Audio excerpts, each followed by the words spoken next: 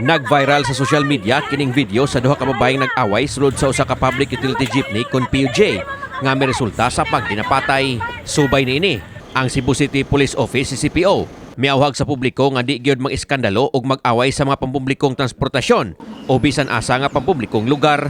Kini aron di makabalda sa ubang mga tao o pasahero nga way kalabutan sa ilang personal nga mga kasungian.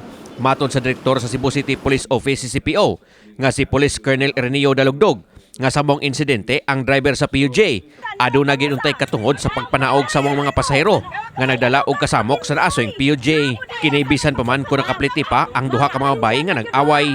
Mahimo usab nga dadon sa police station ang mag-away diha sa PUJ o mga pampublikong lugar. Kung hasol na alang sa driver ang pagdala sa police station sa mga nag-away, mahimo usab siyang manawag og pulis nga magian diha sa kadalanan. At the same time, kung wala namang nakitang pulis, pwede mo namang itabi at kausapin yung dalawang pasahero na hindi pwede dapat mag-aaway doon sa loob ng sasakyan dahil yung mga ibang pasahero ay maiistorbo. Subay sa mong insidente, gibutyag ni Dalugdog nga mahimong pasakaan og kaso ang duha ka mga babae nga nag-away sa PUJ. Sanglit usamang kini ka kaso sa alarm and scandal. Sa pagkaron nagpaubos pa hinoon sa pakisusi ang kapulisan. Kalabot sa mong insidente, sumala ni Dalugdog. Awhag niini sa tanang adunay kontra nga unta ipatigbabaw gayud ang pailob aron kalikayan ang kagubot ug mga panghitabo.